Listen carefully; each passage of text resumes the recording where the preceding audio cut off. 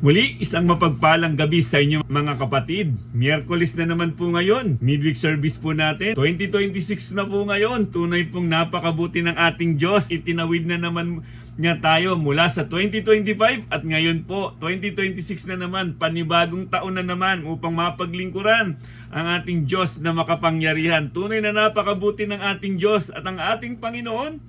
Hindi siya magkukulang upang tayo bigyan ng napakagandang mensahe. Kaya nga, nung nakaraang Sunday, napagpala na naman po tayo sa mensahe ng ating Panginoon. Tunay nga na ang salitang iyon, nagbigay sa atin ng tunay na kagalakan, nagbigay sa atin ng tapang at lakas ng loob. At ngayong gabing ito, meron na naman siyang panawagan upang mapatatag ang ating pananampalataya. Kaya sa mga tunay na Kristiyano, pinananabikan talaga natin ang marinig ang mensahe ng ating Panginoon at maging lakas natin ang salita ng Diyos sa pang-araw-araw ng ating buhay. Hindi natin alam kung ano ang mangyayari ngayong 2026, pero merong salita ng Diyos na mauuna sa atin. Ang title na gusto kong i-share sa inyo ngayon mga kapatid sa gabing ito, lakas na dapat tandaan sa darating na 2026. Hallelujah! Dito pa lamang sa title makikita na natin ano bang lakas ang kailangan kong taglayin sa darating na 2026. Realization sa 2025, papaano ba tayo nagtagumpay? Nakita ba natin yung kamay ng Diyos o yung pamamaraan natin? Mga kapatid, tunay pong nakita natin na kamay ng Diyos, lakas ng Diyos, kaya itinawid tayo. 2026, may magandang layunin ng Diyos sa buhay natin kung bakit tayo niya dinala sa 2026. Ang nais ng Panginoon, magpatuloy tayo sa paglilingkod sa Kanya. So mga kapatid, habang tayo ay pumapasok sa isang bagong taon, marami ang may dalang pag-asa, pangako, at minsan ay pangamba. Hindi natin alam kung ano ang haharapin ng bagong taon. Tagumpay man o pagsubok, ngunit may isang katiyakan, ang lakas natin ay hindi nakabase sa sitwasyon, kundi sa ating Panginoong Hesukristo. Isang panawagan na naman ng Panginoon na maririnig natin, unang midweek service natin sa taon ng 2026. Nawa, nasa mabuti kayong kalagayan sa mga oras na ito at patuloy ninyong pinananabikan na makinig ng mensahe ng ating Panginoon ko. Buksan po natin ang ating mga Biblia. Hallelujah! Ito po yung team natin ng nakarang anniversary, ano? Philippians chapter 4 verse 11 to 13. Isang magandang paalala o baon sa pagharap natin sa 2026. Hallelujah. Sabi po dito, hindi ko sinasabing ito dahil kayo pinaghahanapan ko ng tulong. Natutunan ko ng masiyahan maging anuman ang aking kalagayan. Naranasan ko na ang maghikahos. Naranasan ko na rin ang managana. Natutuhan ko na ang sekreto kung paano masiyahan sa anumang kalagayan sa buhay. Ang mabusog o ang magutom. Ang managana o ang maghirap. Ang lahat ng ito ay magagawa ko dahil sa lakas na kaloob sa akin ni Kristo. Purihin ang salita ng Panginoon. Tayo po'y manalangin at humingi po tayo ng gabay sa banal na Espiritu. Tayo po'y manalangin. Dakilang Diyos, maraming salamat po muli sa isang napakalaking pribilehiyo, Panginoon, na ako po'y maging daluyan ng inyong mga salita. Salamat po sa mga salita po na aming narinig. Nabasa na naman muli namin, Panginoon, ang inyong panawagan sa amin na nagdudulot sa amin ng kagalakan. Dalangin po namin, Panginoon, ang gabay ng banal na Espiritu. Hayaan niyo pong maitanim sa aming puso at magdulot lagi ito sa amin ng tapang, lakas ng loob na harapin ang 2026 na merong salitang nauna na sa amin at ito po'y maging sandatan namin laban sa anumang gawa ng kaaway sa buhay namin, Lord God. Maraming salamat po muli, Panginoon. Maghari po kayo sa gawain ito at kayo po, Panginoon, ang patuloy naming maparangalan, Panginoon, sa aming pagsamba sa gabing ito. Nawa, Panginoong Diyos, katagpuin niyo din po ang aming mga pangangailangang espiritual. Maraming salamat po, dakilang Diyos, sa pangalan ng aming Panginoong Yesus. Amen. Hallelujah. Pamilyar tayo sa mensaheng ito at madalas nating naririnig ito. Nung nakarang anniversary, ito po'y nagrema sa atin. Kaya nga meron tayong mensahe na baon-baon. Hallelujah. Sa darating na 2026, lakas ng Diyos ang kailangan natin. Balikan lamang po natin ano ba ang kalagayan ni Apostol Pablo habang sinusulat niya ito sa iglesia ng Efeso. Si Apostol Pablo ay naroon sa Roma. Nakakulong po siya riyon. Hindi po maganda ang kanyang kalagayan. Isinulat sa bilangguan bilang pasasalamat sa suporta ng simbahan. Sinulatan niya ang iglesia ng Efeso para magpasalamat at hindi lamang doon upang ipakita na ang tunay na lakas at kasiyahan ay nagmumula kay Kristo. Hindi sa anumang kalagayan. Ibig sabihin, mga kapatid, Hindi po sa mga material na bagay ang magbibigay talaga ng lakas sa isang tunay na Kristiyano, kundi yung mayroong tunay na pagkilala sa ating Panginoong Hesukristo. May isa akong kwentong gusto kong i-share sa inyo mga kapatid. Sa isang barangay, madalas nawawalan ng kuryente. Ngunit may isang tahanan doon na hindi nagbabago. Kahit mawalan ng kuryente, laging may liwanag sa kanilang kinalalagyan.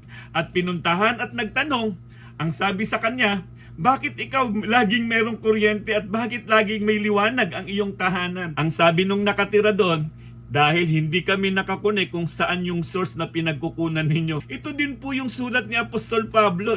Alam natin ang kalagayan ni Apostol Pablo, madilim ang kanyang kalagayan, pero yung liwanag na meron siya, nananatili. Yun ang tunay na mga Kristiyano. Kahit naroon ka sa madilim na kalagayan, kung alam mo ang source mo, kung kanino nanggagaling ang lakas mo, mananatili ang liwanag dahil si Kristo ang siyang dahilan kung bakit merong lakas ang mga tunay na Kristiyano. Nakikita ng iba ang kaibahan mo sa lahat ng mga tao. Yan ang mga tunay na Kristiyano at yan si Apostol Pablo. Kaya nga ang sabi niya, magagawa ko daw ang lahat ng ito, hindi dahil sa lakas ng kanino man, kundi sa lakas na nagmumula sa ating Panginoong Hesukristo. Hindi ang mga material na bagay ang magbibigay sa atin ng kalakasan. Hindi nakadepende sa supply ng mundo. Hallelujah! Kundi sa biyaya na galing sa ating Panginoong Hesukristo. Yan ang tatandaan natin ngayong 2026. Huwag kang aalis sa presensya ng ating Panginoong Hesukristo. Dapat nakaangkla tayo dun sa kalooban ng ating Panginoon. Kaya nga kaming mga pastor, lagi kami nagpapaalala na mahalaga ang bawat gawain. Kaliwat kanan na nandyan, nananawagan ng mga pastor. Mahalaga na matamnan tayo lagi ng salita ng Diyos dahil sa panahon ng mga pagsubok, huhugot tayo sa pangako ng ating Panginoon. Kaya nga ang ating memory verse sa gabing ito, Ephesians chapter 6 verse 10, sabi ni Apostol Pablo, bilang pagwawakas, magpakatibay kayo sa kalakasan galing sa Panginoon at sa kanyang dakilang kapangyarihan. Ang ibig sabihin nito, dapat ang buhay ng isang tunay na Kristiyano ay laging nakadepende sa ating Panginoong Hesukristo. Ang kalakasan ng mga tunay na Kristiyano ay hindi nanggagaling sa mundo. Walang pagsubok na hindi natin makakaya dahil ang lakas ni Kristo ang siyang magbibigay sa atin ng tunay na tagumpay. Tatlong paalala na dapat tandaan sa darating na 2026. Unang-una po mga kapatid, matutong masiyahan sa anumang kalagayan. Hallelujah. Ito yung kalagayan ni Apostol Pablo. Ano man daw ang kalagayan niya, nandun pa rin yung kagalakan. Sa mga tunay na Kristiyano, hindi nawawala ang kagalakan dahil ang banal na Espiritu ang nakikipaglaban para sa atin mga kapatid. Kaya nga sabi ni Apostol Pablo sa Philippians chapter 4 verse 11, hindi ko sinasabi ito dahil kayo pinaghahanapan ko ng tulong. Natutunan ko ng masiyahan, maging anuman ang aking kalagayan. Hallelujah. Hindi sinabi ni Pablo na madali ang kanyang kalagayan, kundi natutunan niyang masiyahan sa anumang sitwasyon ng kanyang buhay. Ito ang dahilan kung bakit may mga pagsubok sa buhay natin upang mag-level up tayo sa ating pananampalataya. Mahalaga din ang mga pagsubok sa isang tunay na Kristiyano dahil dyan tayo tumatatag. Hallelujah! Minsan ang pagsubok, pagising ng Diyos upang manumbalik tayo sa kanyang napakagandang plano. Kaya nga minsan, kung may pagsubok, pinagpapasalamat din sa Diyos yan dahil may pagising ang Diyos. Baka minsan kasi nalalayo ka na sa kalooban ng ating Panginoon. Kaya ang mga pagsubok na ito, magbibigay sa iyo ng tunay na transformation sa buhay mo at gigisingin ka nito sa iyong kalagayan. So ang contentment ay hindi regalo, kundi aral o base sa ating mga karanasan. Ang contentment, natututunan po yan. Dahil nga, hindi lahat ng panalangin ay masasagot agad. Pero maaari tayong maging panatag dahil ang Diyos ay tapat at sa lahat ng panahon mananatili siyang tapat. Hallelujah! Parang pagmamaneho sa dilim, hindi mo kita ang buong daan pero sapat na ang ilaw para sa susunod na hakbang. Ako'y nagdadrive sa parte ng madilim dahil ako na lang dumadaan sa kalsadang yon. Ngunit nang matanaw ko na may liwanag na sa bandang dulo, nagbigay sa akin iyon ng pag-asa. So ang salita ng Diyos ang siyang dahilan kung bakit hindi tayo nangangapa sa dilim. Pangalawa mga kapatid na dapat nating tatandaan ngayong 2026, may pag-asa sa lahat ng sitwasyon. Walang sitwasyon sa buhay mo na hindi pinahintulutan ng ating Diyos. Balikan po natin ang ating scripture reading. Philippians chapter 4 verse 12. Naranasan ko na ang maghikahos. Naranasan ko na rin ang managana. Natutuhan ko na ang sikreto kung paanong masiyahan o anumang kalagayan sa buhay. Ang mabusog o ang magutom, ang managana o ang maghirap. Napaka-positibo ng pananaw ni Apostol Pablo. Dahil sa mga pagsubok, tumatag si Apostol Pablo sa kanyang pananampalataya. Saan daw nakakonect ang tunay na pinagpalang buhay? Nakakonect po sa ating Panginoong Jesucristo. Dahil ang sabi niya sa kanyang mga salita sa John chapter 15 verse 7, kung kayo'y nananatili sa akin at ang mga salita ko'y nananatili sa inyo, hilingin ninyo ang naisin ninyo at ito'y ipagkakaloob ko sa inyo. May salita, may pangako tayo na pwede nating sambitin sa ating Panginoon. Tayo po mga kapatid, kumusta po tayo sa panahon na ating pinagdadaanan? Kapag may natatanggap na pagpapala, manatiling magpakumbaba. At kung sakali naman dumaan ka sa kakulangan, manatiling tapat sa ating Diyos na makapangyarihan. Ang biyaya ng Diyos ay hindi kailanman magkukulang sa mga taong nagtatapat sa ating Diyos. Pangatlo po mga kapatid, si Kristo ang lakas sa bagong taon na darating. So ngayong 2026, dapat i-claim natin, si Kristo ang lakas ko ngayong 2026. Magandang idinideklara po natin yan mga kapatid. Dapat maglema sa puso at isip natin, ano man yung panghihina natin nung nakaraang 2025. Dapat may realization tayong nakita. Huwag na naman nating balikan pa kung ano man yung mga nakita nating na pagbagsak ng mga nakaraang 2025. At ngayon, ito yung panahon na dapat lakas ni Kristo ang dapat taglay ng mga tunay na Kristiyano. Philippians chapter 4 verse 13, ang lahat ng ito'y magagawa ko dahil sa lakas na kaloob sa akin ni Kristo. Hallelujah! Yan ang sinabi ni Apostol Pablo. Lahat ng mga pagsubok, lahat ng mga pinagdaanan ni Apostol Pablo, hindi siya sumuko dahil alam niya ang lakas na taglay niya ay hindi galing sa kanya, kundi galing sa ating Panginoong Jesucristo. Kaya kaya niyang sabihin yan ng mayroong conviction, mayroong lakas ng loob, dahil napatunayan niya na kapag ang isang tao ay may Kristo sa buhay, sigurado ang tagumpay at nakikita ang kapangyarihan ng Diyos sa buhay ng isang tao nagtataglay ng lakas ni Kristo. So, hindi ito pangako na madaling buhay, kundi sa lahat ng ating buhay, ang makita natin na lakas ng Diyos ang ating taglay. Bagong taon, matatag na pananampalataya ang ideklara natin mga kapatid. Siguraduhin natin na naroon tayo sa panig ng ating Panginoong Jesucristo. Minsan sa buhay natin, may mga pagsubok na para bang gusto tayong galitin. Hindi tayo exempted sa mga pagsubok na yan. May mga pakana si Satan na para palabasin ang natural mong makasalanan at gisingin muli yung dati mong natutulog kung sino ka. Hallelujah! Kaya nga tandaan po natin mga kapatid, mas maganda minsan meron tayong katahimikan para pa kung minsan hinahamon tayo ng kaguluhan, manahimik tayo sandali at humingi tayo ng lakas sa ating Panginoon at manalangin tayo. Sa Hebrews chapter 13 verse 5, sabi ng salita ng Diyos, huwag kayong magmukhang pera at masyan na kayo sa anumang nasa inyo, sapagkat sinabi ng Diyos, hindi kita iiwan ni pababayaan man. Bagong taon, matatag na pananampalataya, isang sandata na dapat natin tatandaan. Patatagin po natin ang ating pananampalataya. Makinig ng salita ng Diyos. Pahalagahan ang bawat gawaing inilagay sa atin ng Panginoon. Dahil diyan tatatag ang isang tunay na pananampalataya. Ang sikreto ng bagong taon, hindi dapat mas malakas ang sarili mong mga plano. Dapat si Kristo ang sentro ng mga plano mo. Napakagandang paalala sa atin ito. Si Apostol Pablo, hindi kinatakutan ang kamatayan, bagkus proud pa nga siyang mamatay para sa ating Panginoong Jesucristo dahil alam niya ang direksyon ng kanyang patutunguhan. Sa isang tunay na Kristiyano, kapag alam mo kung saan ka patutungan, ang kamatayan hindi mo na siya katatakutan dahil alam natin, ang kamatayan ay pagtulog lamang at pagising mo paglipat na sa buhay na walang hanggan na inihanda ng ating Panginoong Jesucristo. So mga kapatid, sa pagsisimula ng bagong taon, itanong natin sa ating sarili, sino ang pinanggagalingan ng aking lakas? Hallelujah! Kapatid, isang napakagandang tanong yan. Baka mamaya, ang lakas mo nakadepende sa magagawa mo. Kaya nga, ang dami mo ng plano, ang dami mo ng pangarap sa darating na 2026. Baka mamaya, wala na yung para kay Kristo. Baka mamaya, lahat ng mga plano mo paliko sa kalooban ng ating Panginoon.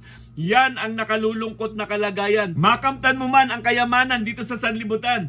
kung ang kaluluwa mo naman ay mapapahamak. Kapatid, isang napakagandang panggising sa panahon na ating kinalalagyan. Kaya nga mga kapatid, isa sa mga aral na makikita natin sa buhay ni Apostol Pablo para sulatan tayo, matuto tayong makontento sa anumang meron tayo. Tandaan po natin, ang kayamanan sa sanlibutan, iiwan mo. Ngunit yung buhay na walang hanggan, nakadepende po yan sa ating Panginoong Jesucristo. Kung si Kristo ang sentro, may kapayapaan sa gitna ng unos, may pag-asa sa gitna ng kakulangan, may lakas sa bawat araw-araw. Sa bawat pagising, kung may Kristo ka sa buhay mo, sigurado ang lakas upang harapin ang panibagong araw. Bawat gising, tandaan natin, dapat manalangin, ang pribilehiyong manalangin. Huwag nating kakalimutan, dapat lagi natin itong ginagamit dahil sandata natin to, protection natin ito, laban sa anumang atake ng ating kaaway. Dapat consistent po ang communication natin sa ating Panginoong Jesucristo. Saan man tayo magtungo, saan man tayo magpunta, pwede nating kausapin ang ating Panginoon. Hallelujah! Kaya nga, mahalaga maalala natin, ang Panginoon, ang kanyang pag-ibig, kailanman ay hindi tayo iniiwan. Lagi niya tayong sinasamahan saan man tayo magpunta. Kaya nga alalahanin natin, ang identity natin ngayon ay identity na ni Kristo. Tandaan mo to kapatid, saan ka man magtungo, saan ka man magpunta, kailangan piliin mo lagi mapaglingkuran ang Diyos na makapangyarihan. Maluwalhati ang Diyos sa buhay natin.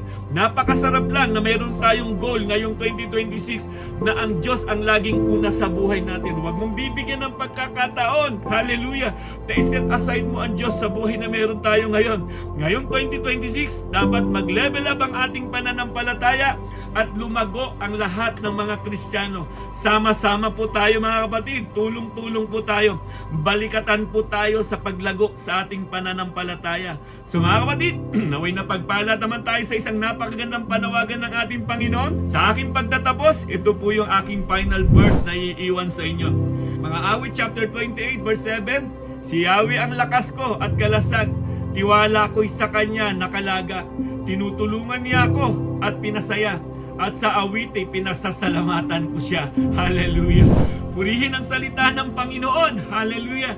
Tunay nga po, napakasarap na maging isang tunay na Kristiyano kapag meron tayong malinaw na communication sa ating Diyos na makapangyarihan.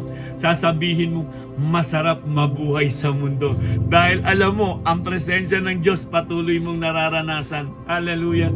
Ano mang sitwasyon, ano mang pinagdadaanan mo, katulad ni Apostol Pablo, nakabilanggo, nakakulong, hindi maganda. Kung titignan natin, kung babasahin natin ang kwento ng sulat ni Apostol Pablo, hindi maganda ang kanyang kalagayan. Wala siya doon sa magandang sitwasyon. Siya ay nakabilanggo, nakakulong, subalit ang payo niya, sabi niya, ang lagi niyang bilin sa mga sulat niya, ang kagalakan at lakas niya ay hindi nanggagaling sa kanyang personal, kundi sa ating Panginoong Jesucristo. Kaya may dahilan para makontento. Kaya may dahilan na magsaya ka kapatid sa buhay na meron ka. Ngayong 2026, patuloy tayong maglingkod. Nariyan ang banal na Espiritu na patuloy na kumukunbik sa atin, nangungusap sa atin. Pakinggan natin ang tinig ng banal na Espiritu at dadalhin tayo nito sa isang pamumuhay na may kabanalan. At yan ang gusto ng ating Diyos, na ang lahat ng mga Kristiyano mamuhay ng may kabanalan. At sa pagbabalik ng ating Panginoong Jesucristo, yan ang titignan niya, mga Kristiyanong nagliliwanag sa gitna ng kadiliman. Mga Kristiyanong namumuhay sa kabanalan dahil nasa atin ang banal na Espiritu. So kapatid, naway na pagpala na naman tayo sa isang napakagandang panawagan ng ating Panginoon. 2026, welcome ka sa mga tunay na Kristiyano. Harapin namin ang 2026 na meron kaming kagalakan, kapayapaan at pag-asa. Ano mang sitwasyon, kaya naming harapin dahil meron kaming lakas na nagmumula sa ating Panginoong Jesucristo. So mga kapatid, sumainyo nawa ang kapayapaan, kagalakan at pag-asa at patuloy nating ipahayag sa pangalan ng ating Panginoong Jesucristo, may kagalingan. Sa pangalan ng ating Panginoong Jesucristo, may buhay na walang hanggan. God bless and God first. Purihin ng Diyos na dakila. Hallelujah. Hallelujah. Muli Panginoon, maraming salamat po sa nakalipas na 2025. Ang katapatan mo po Panginoon ang nagtawid sa amin ngayong 2026. Salamat po, Panginoon, sa kalakasan ng gagaling sa iyo. Samahan niyo po muli kami, Panginoon, sa taong 2026. Tayo po ang lagi namin maging lakas sa araw-araw ng amin. Hallelujah, Lord God. Ako'y nagtitiwala sa iyo. Kalakasan ko'y nanggagaling sa iyo. Ako'y nagtitiwala sa iyo. Salita mo ang aming sandigan ko. Ako'y nagtitiwala sa iyo. Kalakasan ko'y nanggagaling sa iyo. Ako'y nagtitiwala sa iyo. Salita mo ang tanging sandigan ko. Kahit anumang panahon, mabigat man ang maging sitwasyon, ikaw lamang ang sandigan, Panginoong Jesus.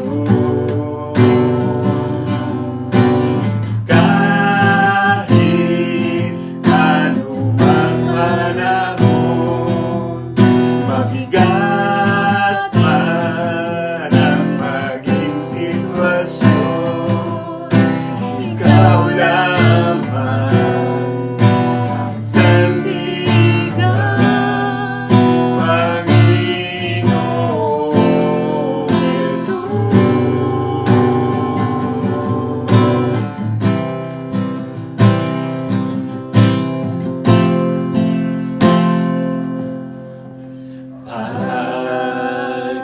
Pag-ibig mo ay sapat, awa mo'y para sa lahat. Kahit ako'y nagkulang, salita mo ang tanging sandigan ko.